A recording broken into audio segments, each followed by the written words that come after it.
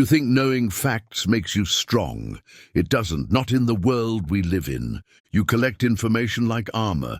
Believing each new piece of data makes you untouchable. You scroll through articles, memorize statistics, gather expert opinions, and convince yourself that knowledge equals power. But here's what you've missed. Every day, people with half your knowledge are making decisions that shape your world while you're still gathering evidence. Look around you. The person who gets promoted isn't always the smartest in the room. The leader who commands respect isn't necessarily the most informed. The individual who influences outcomes doesn't always have the most facts. What they have is something different, something more dangerous than raw intelligence. We are drowning in information, but starving for the discipline to use it well. We have access to every book ever written, every study ever conducted, every expert opinion ever published, yet most people can't make a clear decision about their own lives. They know the symptoms of 1,000 diseases, but can't diagnose their own problems. They can recite historical facts, but can't learn from their own history. The difference between being smart and being dangerous isn't what you know. It's what you do with what you know, and more importantly, who you become in the process. Intelligence without character is just sophisticated weakness. Knowledge without wisdom is just organized confusion. Information without application is just noise dressed up as insight. You've been conditioned to believe that accumulating facts makes you formidable. That's the lie sold to you by a system that profits from your consumption of information. The truth is more unsettling. Most of what you know is useless if you don't know how to think, how to judge, how to act under pressure. So how do you become dangerously smart? How do you transform from a consumer of information into a master of your own mind? Section 1. Knowledge is not enough. Walk into any room today and you'll find it. The endless noise of facts without context, data without direction, opinions masquerading as insight. Everyone has access to the same information, yet somehow they reach completely different conclusions. The same data set produces 1,000 different interpretations. The same historical event spawns conflicting narratives. The same scientific study generates opposing arguments. This isn't accident. This is the natural result of mistaking information for understanding.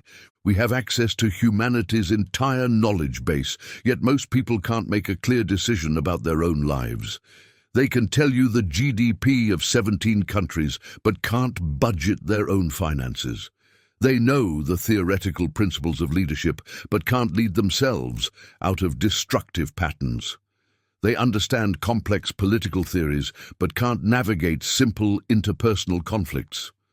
The problem isn't access, it's application. The problem isn't intelligence, it's judgment. Knowledge gives you information, but wisdom gives you judgment. Without judgment, you're just a walking encyclopedia, impressive in conversation, useless in crisis. You can recite statistics while the world burns around you, but can you navigate the fire? You can quote philosophers while your life falls apart, but can you apply their wisdom to your own circumstances? Here's the uncomfortable truth. Most people use knowledge as an escape from reality rather than a tool to engage with it. They retreat into abstractions when concrete action is required. They hide behind complexity when simplicity would serve them better. They choose analysis over decision, contemplation over commitment, understanding over action. The merely informed collect facts like trophies. They display their knowledge like medals, seeking validation for what they know rather than respect for what they can do. They mistake being well-read for being well-prepared. They confuse intellectual sophistication with practical competence. The dangerously smart forge those facts into tools of understanding. They don't just know what happened, they know what it means, and more importantly, what comes next. They can see patterns where others see chaos. They can identify leverage points where others see complexity. They can predict consequences where others see only immediate effects. This is the first distinction you must understand. Information is raw material, but intelligence is the ability to process that material into actionable insight. Knowledge tells you what is. Wisdom tells you what to do about it. But even wisdom without the inner strength to act on it is just sophisticated paralysis. You can have perfect judgment and still be powerless if you don't have the discipline to execute on your insights. So what separates the merely informed from the dangerously smart? What transforms knowledge into power? Section 2. The inner citadel where real power begins. The Stoics spoke of the inner citadel, a fortress of the mind that remains unbreachable regardless of external chaos. This isn't metaphor. This isn't philosophical poetry. This is the foundation of dangerous intelligence, the bedrock upon which all other capabilities are built. Your inner citadel is the part of you that cannot be touched by circumstances, cannot be shaken by events, cannot be controlled by other people's actions or opinions. It's the core of your being that remains stable while everything around you shifts and changes. It's where your true power resides. Most people have no citadel at all. They're completely at the mercy of their environment. Good news makes them euphoric. Bad news devastates them. Praise inflates them. Criticism destroys them. They live as emotional ping-pong balls, bouncing between highs and lows, never finding solid ground on which to stand. Others have built walls, but not a citadel. They've learned to suppress emotions, to appear unaffected, to project strength. But suppression isn't strength. It's just delayed weakness. The pressure builds until the walls crack, and when they do, the collapse is often catastrophic. Your inner citadel is built brick by brick through deliberate practice, the pause before reaction, the breath before response, the space between stimulus and action. This space, this tiny gap between what happens to you and how you respond, is where your freedom lives. It's where your power grows. It's where you separate yourself from the masses who live as prisoners of their impulses. Every moment of discipline adds another stone to your citadel. Every time you choose reflection over reaction, you become a little more dangerous, not to others, but to the chaos that seeks to control you. Every time you pause to think instead of rushing to feel, you reclaim a piece of your sovereignty. This isn't about emotional suppression. That's weakness disguised as strength. Suppression is what happens when you're afraid of your emotions, when you see them as enemies to be defeated rather than information to be processed. The dangerously smart don't suppress emotions, they own them. When you feel anger, you don't suppress it. You understand it, direct it, use it. Anger can fuel determination or cloud judgment. The choice is yours, but you can only make that choice if you've created space between the feeling and the action. When fear rises, you don't run from it. You examine it, learn from it, transcend it. Fear can protect you from genuine danger or paralyze you in the face of opportunity. Again, the choice is yours. This is emotional ownership, the ability to experience your feelings fully while maintaining complete control over your actions. It's the difference between being driven by your emotions and being informed by them. Most people are slaves to their emotional states. The dangerously smart are masters of theirs. But building this citadel requires more than just good intentions. It requires systematic training, deliberate practice, and ruthless honesty about your current weaknesses and blind spots. Are you training your mind, or are you letting the world train it for you? Every day, you're either becoming more disciplined or more reactive. You're either building strength or allowing weakness to take root. There is no neutral ground. Section 3. Psychological fortification. The edge few possess. Here's what makes you manipulable: emotional reactivity. When someone can predict your response, they own your next move. When your buttons are visible, everyone becomes a puppeteer. When your triggers are known, you become a tool in someone else's strategy. Think about the last time someone made you angry. How did they do it? They said or did something they knew would provoke a reaction. They pushed a button you didn't even know you had, or one you knew about but couldn't protect. In that moment, you became predictable. In that moment, you lost power. Now think about someone you know who seems unflappable, someone who remains calm under pressure, who doesn't take bait, who can't be goaded into reactions. How do you feel around that person? Probably a mixture of respect and slight unease. You respect their composure, but you're also slightly unsettled by your inability to read them clearly. This is the edge of psychological fortification, the ability to remain composed while others lose their minds, to stay strategic while others become emotional, to maintain clarity while others descend into chaos. The dangerously smart have developed this fortification through systematic self-examination. They've identified their triggers and diffused them. They've studied their patterns and broken the ones that make them weak. They've learned to sit in discomfort without flinching, to face criticism without crumbling, to receive praise without inflating. This process isn't comfortable. It requires you to confront aspects of yourself you'd rather ignore.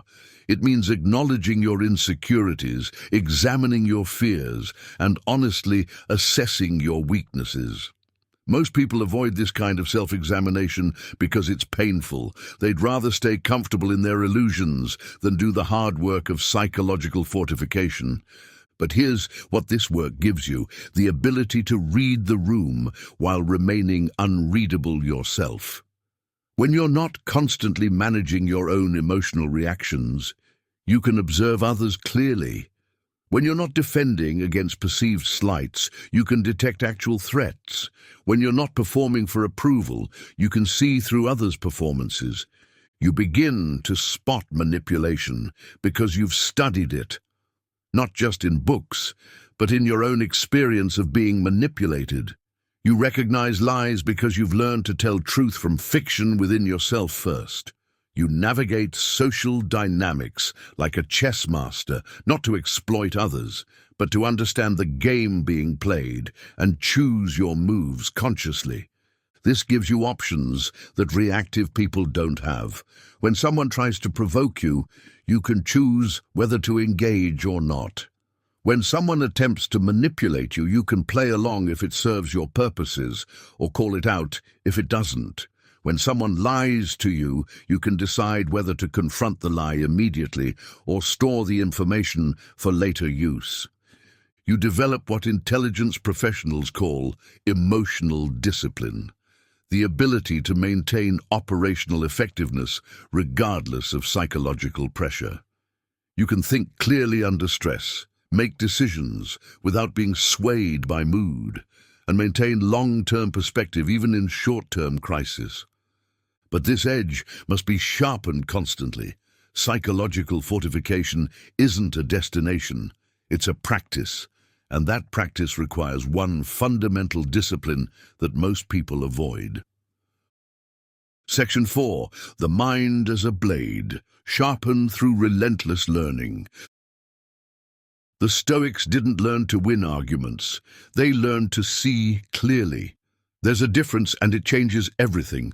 Most people learn to confirm what they already believe. They seek information that supports their existing worldview and avoid information that challenges it. They read books by authors who agree with them, follow news sources that reflect their biases, and surround themselves with people who reinforce their opinions.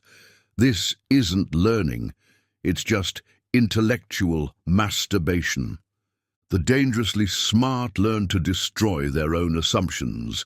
They actively seek out information that contradicts their beliefs. They study their opponents' arguments more carefully than their allies. They read books that make them uncomfortable and engage with ideas that threaten their current understanding of the world. This isn't masochism. This is intellectual integrity. If your beliefs can't survive contact with opposing evidence, they're not beliefs, they're prejudices. If your worldview collapses when challenged, it wasn't built on solid ground to begin with. Study broadly, but with purpose. Don't learn random facts for the sake of appearing knowledgeable. Learn strategically to build specific capabilities. Learn about persuasion, not to manipulate others, but to recognize when you're being manipulated. Understand psychology not to exploit people, but to master yourself and see through others' attempts to exploit you. Read history, not to sound intelligent at dinner parties, but to recognize patterns that repeat across time and cultures. Human nature doesn't change. The same dynamics that played out in ancient Rome play out in modern boardrooms. The same psychological principles that governed medieval politics govern contemporary relationships. The same strategic concepts that determined ancient military outcomes determine modern business results. When you study with this kind of intentionality, every piece of knowledge becomes a tool for judgment. You're not collecting facts, you're building discernment. You're not memorizing information, you're developing the ability to cut through noise and find signal, to separate what matters from what merely demands attention. This kind of learning disciplines the mind in ways that casual consumption of information never can. It teaches you to question assumptions, challenge comfortable beliefs, and think several moves ahead. It forces you to confront complexity without retreating into oversimplification. It develops your capacity to hold contradictory ideas in tension without immediately resolving them into false certainty.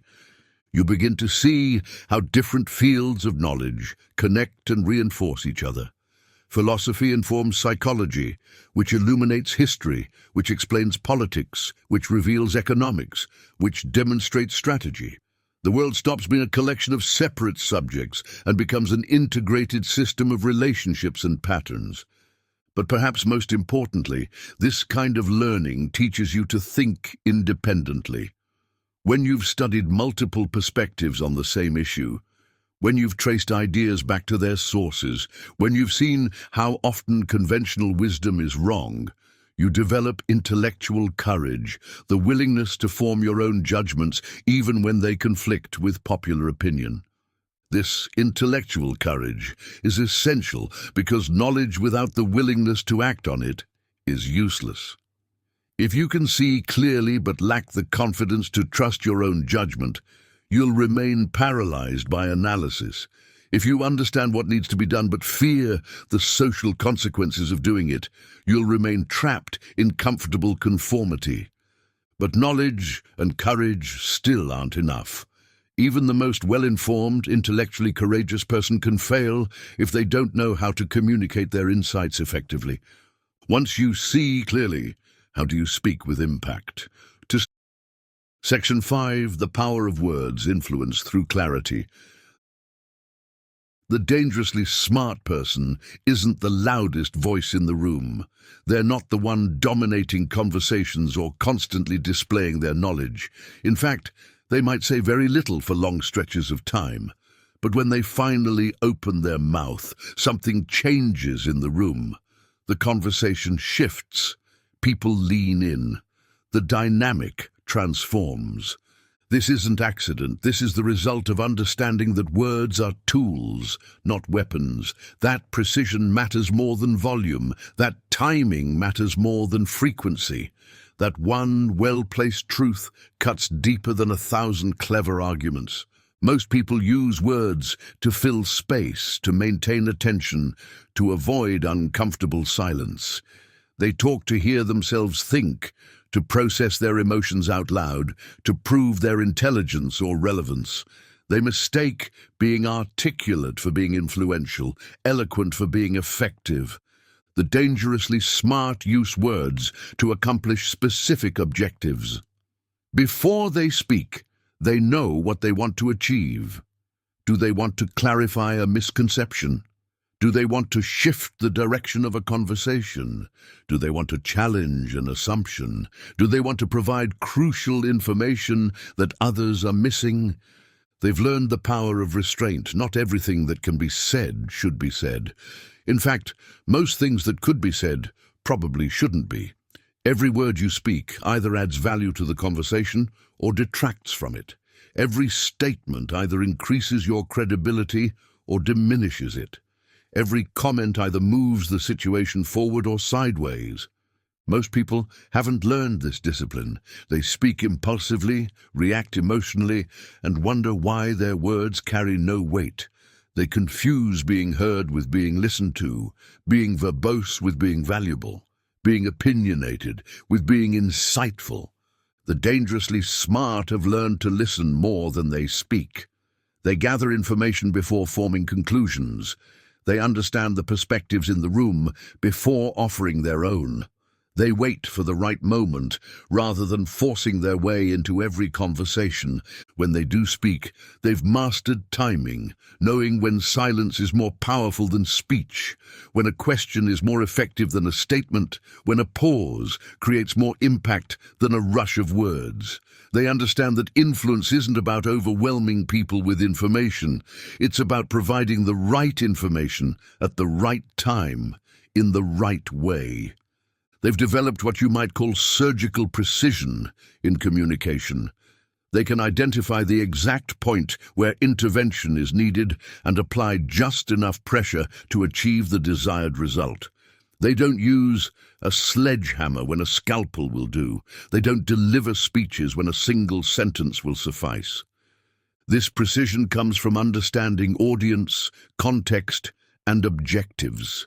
They know who they're talking to, what those people care about, what motivates them, what threatens them, what they need to hear versus what they want to hear. They can adjust their communication style to match the situation, formal when formality is required, casual when informality serves better, direct when directness is needed, subtle when subtlety is more effective.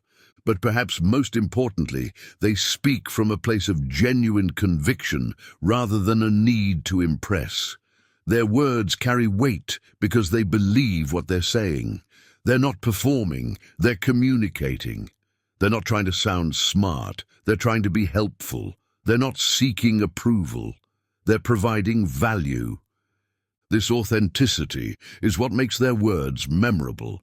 People can sense when someone is speaking from genuine insight versus regurgitating information they've heard elsewhere. They can feel the difference between calculated manipulation and honest influence. They respond differently to someone who has clearly thought deeply about what they're saying versus someone who is simply repeating talking points. But even the most perfectly chosen words mean nothing without the foundation that gives them weight. Even the most precise communication falls flat if it doesn't emerge from a place of genuine strength and presence. When the world spins in noise, can you hold stillness? Section 6. The dangerous presence, calm in the chaos. Here's what people don't tell you about power. It's not loud. Real power doesn't announce itself, doesn't demand attention, doesn't need to prove anything to anyone. Real power is the person who remains calm while everyone else loses their minds.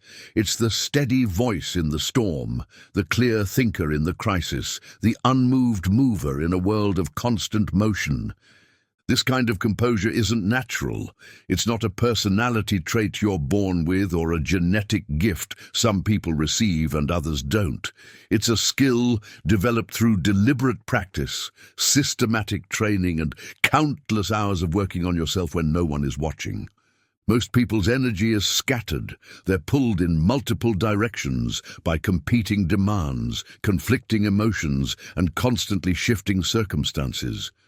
They react to whatever is loudest, most urgent, or most emotionally charged. They live in constant response mode, always putting out fires rather than preventing them, always managing crises rather than creating stability. The dangerously smart have learned to consolidate their energy. They've developed what you might call presence, the ability to be fully present in the moment while maintaining awareness of larger patterns and longer-term consequences. They're not scattered across multiple concerns. They're focused on what actually matters right now. This presence has a magnetic quality that's difficult to describe but impossible to ignore. When someone with true presence enters a room, the energy changes. Not because they demand attention, but because they command it naturally. Not because they're trying to dominate, but because they're completely comfortable with themselves. People are drawn to this kind of stability because most people are constantly seeking something outside themselves to provide the grounding they haven't developed internally. They're looking for someone who seems to have figured something out. Someone who isn't constantly anxious or reactive or desperate for validation. This composure signals something that makes people pay attention. Not fear, respect, not intimidation, trust. When everything around you is chaotic and you remain grounded, people gravitate toward your stability. They trust your judgment because you've demonstrated you can't be shaken. They value your words because you've shown restraint. They seek your counsel because you've proven you can think when thinking becomes difficult. But this presence isn't just about appearing calm. It's about actually being calm, even when circumstances would justify panic. It's about maintaining your center when everything around you is spinning out of control. It's about finding the eye of the storm and operating from that place of stillness. This requires a different relationship with uncertainty, discomfort, and change. Most people fight these things, resist them, try to control them. The dangerously smart have learned to work with them, to find opportunity in uncertainty, strength in discomfort, advantage in change. They've developed what military strategists call strategic patience, the ability to endure temporary setbacks for long-term gains, to wait for the right moment rather than forcing action, to remain committed to their objectives even when progress isn't immediately visible. This patience isn't passivity. It's not waiting for things to happen to you. It's actively working toward your objectives while maintaining the discipline to wait for optimal conditions, to strike when the timing is right, rather than when emotion demands action. When you reach this level of internal development, something interesting happens in your interactions with others. You stop needing to prove anything. You stop seeking validation. You stop defending yourself against every perceived slight or criticism. You become genuinely curious about other people's perspectives rather than constantly preparing your counter-arguments. This shift changes how people respond to you. They stop seeing you as competition and start seeing you as a resource. They stop trying to manipulate you and start respecting your boundaries. They stop testing your reactions and start trusting your judgment. And when you reach this level, something even more interesting happens. They don't fear your knowledge. They don't fear your intelligence or your skills or your capabilities. They fear the person you've become because of all the work you've done on yourself. They fear your unshakable sense of self. They fear your independence from their approval. They fear your ability to see through their games and manipulations. They fear your willingness to speak truth when everyone else is performing. They fear your capacity to remain calm when they're trying to create chaos. This is dangerous presence, not because it threatens others, but because it influences them. Not because it demands control, but because it demonstrates perfect self-control. Not because it seeks to dominate others, but because it refuses to be dominated by anything, including your own emotions, impulses, and fears. Final takeaway. True power isn't in knowing everything. It's in mastering yourself so deeply that no one else can control you. Knowledge is fuel, necessary but not sufficient. Without knowledge, you're operating blind, making decisions without information, acting without understanding consequences. But knowledge by itself is just potential energy. raw material waiting to be transformed into something useful. Wisdom is the flame, the ability to apply knowledge appropriately, to know what matters and what doesn't, to distinguish between what you can control and what you can't, to see patterns and connections that others miss. Wisdom transforms information into insight, data into decisions, facts into effective action. But presence, the calm, composed presence of a person who has done the work, is the fire that warms the room or burns it down. Presence is what makes knowledge and wisdom dangerous.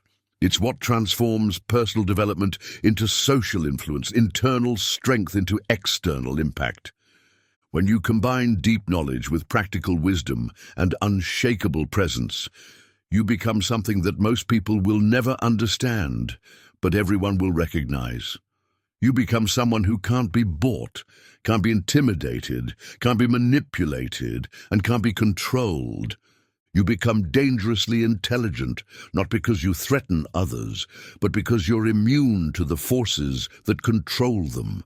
Not because you seek to dominate, but because you refuse to be dominated. Not because you're trying to be dangerous, but because you've become genuinely free. This freedom is what others sense when they're around you. It's what makes them uncomfortable and attracted at the same time. It's what makes them want to follow your lead while simultaneously wanting to test your resolve. Most people will never do this work. They'll continue collecting information without developing judgment, pursuing knowledge without building character, seeking intelligence without cultivating presence. They'll remain smart but not dangerous, informed but not influential, knowledgeable but not free. The path to dangerous intelligence isn't about becoming someone else.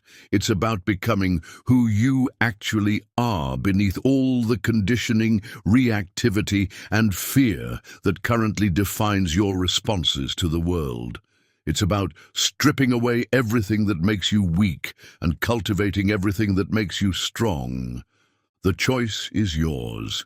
You can continue consuming information and hoping it makes you powerful, or you can begin the real work of transforming yourself into someone who cannot be controlled by anything or anyone, including your own limitations.